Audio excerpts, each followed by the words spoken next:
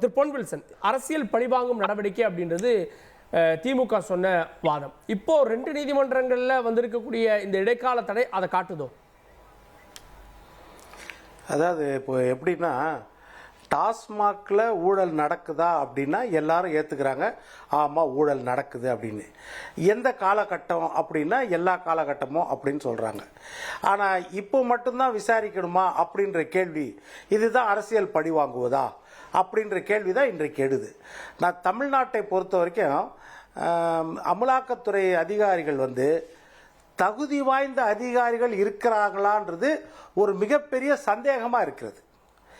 ஏனென்றால் இன்றைக்கு நீதிமன்றம் கேட்குற விஷயம் இப்போ டாஸ்மாக் ஊழல், டாஸ்மாக்ல நடைபெற்ற ஊழியர்கள், அதிகாரிகள், ஆட்சியாளர்கள், அமைச்சர்கள் ஊழல், அது ஒரு பக்கம். இன்னொரு பக்கம் என்னன்னா, இந்த விஷயத்தில் விக்ரம் ரவீந்திரனும் ஆகாஷ் பாஸ்கரனும் இவர்கள் வீட்டில் நீங்க எதுக்கு ரைடு பண்ணீங்க? இவர்கள் அமைச்சர் கிடையாது, ஆதரவாளர் கிடையாது, ஆட்சி அதிகாரத்தில் பங்கு கிடையாது, ஊழியர்கள் கிடையாது. அங்க இவங்க வீட்டில் ரைடு பண்றதுக்கு ஸ்ட்ராங் எவிடன்ஸ் வேணும் அப்படின்றத கேட்குறாங்க. இப்போ ஈடியை பொறுத்த வரைக்கும், தமிழ்நாட்டில் அமலாக்கத்துறையை பொறுத்த வரைக்கும் 2 விஷயத்தை அவங்க நீதிமன்றத்தை கன்வின்ஸ் பண்ணும். நீதிபதி ரமேஷ் அவர்களையும் லட்சுமி நாராயணன் அவர்களையும் கன்வின்ஸ் பண்ற இடத்துல என்ன இருக்காங்கன்னா, முதல் விஷயம், நீங்க தகுந்த ஆதாரங்களை கொடுங்க, லீடு கொடுங்க. இவங்க 2 பேருக்கும் இதுல சம்பந்தம் இருக்குதுன்றதுக்கு ஒரு நம்ப தகுந்த ஒரு ஆதாரத்தை கொடுங்க அப்படின்னு நீதிமன்றம் கேட்குது. இந்த விஷயத்துக்கு சீலிட்ல கவர்ல கொண்டு போய் கொடுக்குறாங்க.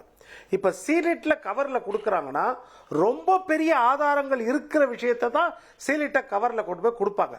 இன்னொன்னு, ரெய்டு நடத்தினது மே மாசம் 16ஆம் தேதி. அந்த மே மாசம் 16ஆம் தேதி ரெய்டு நடத்த பிறகு அடிஷனல் எவிடன்ஸ் டாக்குமெண்ட்ஸ் எல்லாமே இன்றைக்கு அவங்க கோர்த்து வச்சிருப்பாங்க. ஏன்னா உச்ச நீதிமன்றத்தில் சொன்ன மாதிரி கிடையாது. உச்ச நீதிமன்றத்தில் வழக்கு வரும்போது இவங்க என்ன சொன்னாங்க, எங்களுக்கு கால அவகாசம் வேணும், எல்லாத்தையும் நாங்கள் ஒருங்கிணைக்கிறதுக்கு. வெறும் அந்த 41 லஞ்ச ஒழிப்புத்துறை டிவிஎஸ்சி வழக்கில் மட்டும் கிடையாது, அதுல இருந்து தொடர் லிங்குகள் கிடைக்குது, அந்த எஃப்ஐஆர்ல இல்லைனாலும் லிங்குகள் கிடைக்குது விசாக நபரை விசாரிக்கிறதுக்கு.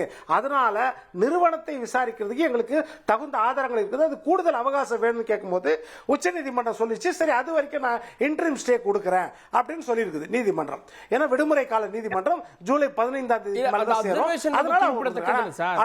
போதுமான ஆதாரங்கள் இல்லை அப்படின்றதும், சீல் வச்சது தவறு அப்படின்றதும் இதெல்லாம் இப்ப ஒரு பேசு பொருள் ஆகலையா? அததான் சொல்ல வரேன்.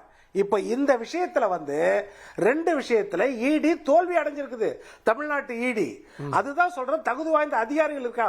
முதல் விஷயம் என்ன அப்படின்னா, நீங்க வெளியாட்களை நீங்க விசாரிக்கிறீங்க, இந்த விஷயத்துல வராதவங்களை விசாரிக்கிறீங்க போது தகுந்த ஆதாரங்கள் கண்டிப்பாக நீங்க நீதிமன்றத்துக்கு கொடுக்கணும். இல்லையா அது சீலிட்ட கவர்ல கொடுக்காம வெளிப்படையாவது சொல்லலாம், அதுவும் சொல்லல. இன்னும் 2வது விஷயம், அடிப்படை ஆர்டிகல் 17 பிரகாரம் பிஎம்எல்ஏ ஆக்ட்ல செக்ஷன் 17 பிரகாரம் மிக தெளிவாக இருக்கிறது.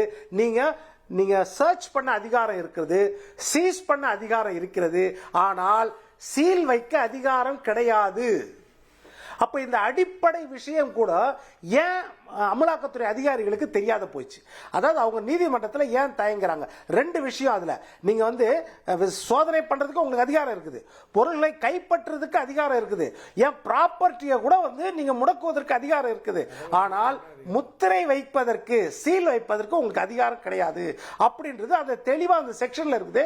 ஆனா நீங்க என்ன, வீடு பூட்டி இருந்தால் நீங்க தொடர்பு கொள்றீங்க, அவங்க கிடைக்கல ஆளு, அவங்க இல்லனா வாலண்டியரா அதை அவாய்ட் பண்றாங்க. சரி, உங்களுக்கு என்ன அதிகாரம் இருக்குதுன்னா, உடைச்சு போறதுக்கு அதிகாரம் இருக்குது, சீலை உடைச்சு உள்ள போறதுக்கு சர்ச் பண்ண அதிகாரம் இருக்குது. அப்ப அந்த இடத்துல ஏன் நீங்க உடைச்சு உள்ள போகாம அந்த கதவு ஜாயிண்ட் வர இடத்துல ஒரு சீல் வைக்கிற மாதிரி ஒரு நோட்டீஸை ஒட்டுறீங்க?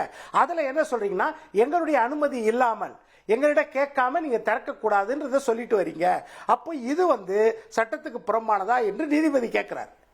இது அவர் கேட்கறது உண்மை தானே? இந்த விஷயத்துல ஏன் அமலாக்கத்துறை கோட்டை விட்டது? ஏனென்றால் அவங்க சொல்றாங்க 1000 கோடி இதுலன்றாங்க. ஆனா நம்ம உள்துறை அமைச்சரே வந்து சொல்றாரு 39,775 கோடி இதுல வந்து ஊழல் நடந்திருக்குதுன்னு.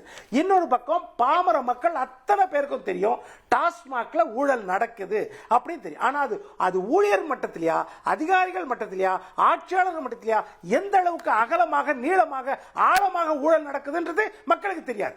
ஆனா மக்களுக்கு வந்து ஊழல் நடக்குதுன்றது 100% தெரியும். அப்படி இருக்கும்போது ஊழல் நடக்குதுன்றத புதுசா இப்ப பேசுற மாதிரி பேசுறோமே, இது அதிமுக ஆட்சியில போடப்பட்ட வழக்குல இருந்து வருது, அதை இணைச்சு பேச மாட்டீங்களேன்னு கேக்குறாங்க. அது கொஞ்சம் அதை இணைச்சுதான், அதாவது எதையுமே இல்ல இல்ல 34 எஃப்ஐஆர் அதிமுக ஆட்சி காலத்தில் போடப்பட்டது, 7 எஃப்ஐஆர் தான் திமுக ஆட்சி காலத்தில். அதுதான் இல்ல நான் என்ன சொல்றேன், இல்ல இப்ப நீதிமன்றத்துல கொடுத்தாங்கல 41 எஃப்ஐஆர் சொல்லிருக்காங்க. செலக்டடா வந்து 37 எஃப்ஐஆர் அவாய்ட் பண்ணிட்டா சொல்றாங்க இல்லையே, மொத்தமும் தானே வரும். இப்போ சொத்து குவிப்பு வழக்கு ஆனந்த் ஏன் தங்கமணி ரைட் நடத்தல? ஐயா இருங்க இருங்க நான் சொல்லி முடிக்கிறேன்.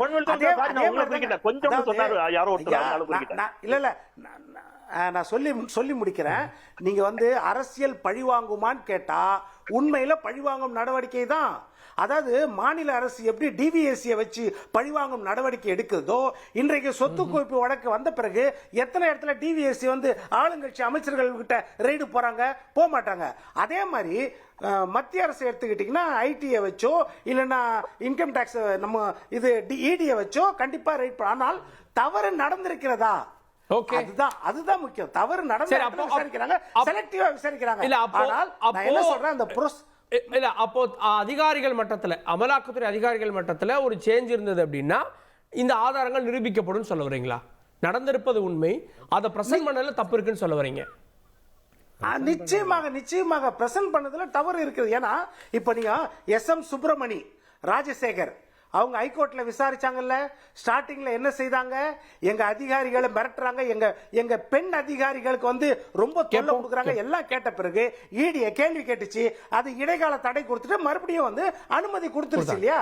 அதே மாதிரி வந்து நாளைக்கு அனுமதி கொடுத்து விட்டால் சுப்ரீம் கோர்ட்டோ நம்ம என்ன சொல்லுவோம், கேப்போம். அப்ப அது நியாயம்னு ஏற்போமா இல்லையா? இது இடைக்கால தடை அப்படின்றப்போ அந்த அளவு இடைக்கால தடை பாத்தீங்களா, அரசியல் பழிவாங்கல் தெரிந்து விட்டது அப்படின்னு கொண்டாடப்பட வேண்டிய ஒன்று. இது வந்து இறுதி தீர்ப்பு இல்லையே. அமலாக்கத்துறை பாஜகவுடைய அடியாள் துறை. இதுல யாருக்கும் தயவு செய்து எந்த விதமான மாற்று கருத்தும் இருக்க வேண்டாம். இப்போ என்ன சொல்றாங்க, அமலாக்கத்துறை அதிகாரிகளுக்கு சட்டம் தெரியவில்லை, அமலாக்கத்துறை அதிகாரிகள் வந்து தவறு செய்து விட்டார்கள், அமலாக்கத்துறை அதிகாரிகள் வந்து சாமர்த்தியசாலிகள் இல்லை, அதனாலதான் இப்படி ஒரு தவறு நடந்திருக்கிறது அப்படின்றாங்க. ஐயா, இன்றைக்கு உயர் நீதிமன்றம் கொடுத்திருப்பது வந்து விசாரணைக்கு தடை. வெறும் அந்த சீலிங் ப்ரொசீஜருக்கு மட்டும் தடை அல்ல, விசாரணைக்கே தடை. விசாரணைக்கு ஏன் தடை? ஏன்னா உங்களால எந்த வகையான ஆதாரத்தையும் கொடுக்க முடியவில்லை. சீல்டு கவர்ல கொடுத்தாங்களா, அந்த கவர்ல கொடுத்தாங்களா, இது வந்து பெரிய இது இருந்ததுனாலதான் சீல்டு. உச்ச நீதிமன்றமே இந்த சீல்டு கவர் ஜூரிஸ்ப்ரூடன்ஸை வந்து ஏற்றுக்கொள்ள முடியாது என்று சமட்டி அடி செவிட்டில் அறைவது போல ஒன்றிய அரசுக்கு பல முறை சொல்லியாகிவிச்சு. திருப்பியும் நீங்க வந்து சீல்டு கவரை கொடுக்குறோம்னா அது வந்து டிரான்ஸ்பெரன்சிக்கு அகைன்ஸ்ட், அதனால அதை ஏற்றுக்கொள்ள முடியாதுன்றாங்க. இன்னைக்கு விசாரணைக்கு தான் தடை கொடுத்திருக்காங்க. நீங்க சீல் பண்ணது தப்பு, சீலுக்கு மட்டும் தடை கொடுக்கல. சோ இந்த அதிகாரிகள் வந்து சாமர்த்தியசாலிகள் அல்ல, திறமைசாலிகள் அல்ல அப்படின்றாங்க. ஐயா, உங்களுக்கு எல்லாம் தெரியும், ஆனாலும் ஏன் இதை செய்கிறார்கள், இது தவறுன்னு தெரியும் உங்களுக்கு.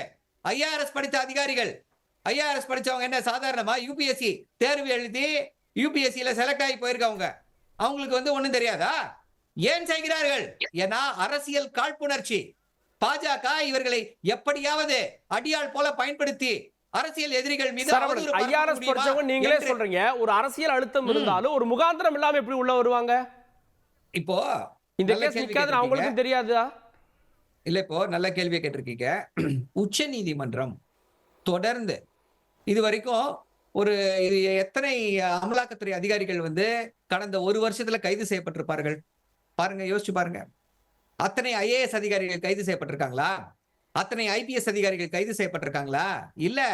ஏன்னா இந்த ஒன்றிய அரசு அமலாக்கத்துறையை வந்து ஐஆர்எஸ் அதிகாரிகள் பார்த்து கொண்டிருக்கிறார்கள்னா free run to the IRS officers. என்ன வேணா பண்ணுங்க, நீங்க என்ன வேணா பண்ணுங்க, ஆனா எங்களுடைய அரசியல் எதிரிகளை பழி வாங்குங்க அப்படின்னும் பொழுது என்ன ஆகுது? அவன் ஒரு இல்லீகலா வேலையை சொல்றான், அந்த இல்லீகல் வேலையை நம்ம செய்யறோம். ஏன் நம்ம மட்டும் இதனால பலனடைய கூடாது என்பதாலதான் இத்தனை அமலாக்கத்துறை அதிகாரிகள் லஞ்சம் வாங்கியிருக்காங்க. 20 லட்சம். ஐயா, இப்படி எல்லாம் கேள்விப்பட்டதே கிடையாது. லஞ்சம் வாங்க, சொத்து குவிப்பு வழக்கு வேற. ஆனா 20 லட்சம் லஞ்சம் வாங்கியிருக்காங்க, 50 லட்சம் லஞ்சம் வாங்கியிருக்காங்க, 2 கோடி லஞ்சம் கேட்டார்கள் என்று இதுவரை யாராவது ஒரு ஐபிஎஸ் அதிகாரி பிடிபட்டிருப்பாரா? ஐஏஎஸ் அதிகாரி பிடிபட்டிருப்பாரா? இப்ப இவங்க மட்டும் பிடிபட்டு கொண்டிருக்கிறார்கள். இல்ல, அது என்ன காரணம்?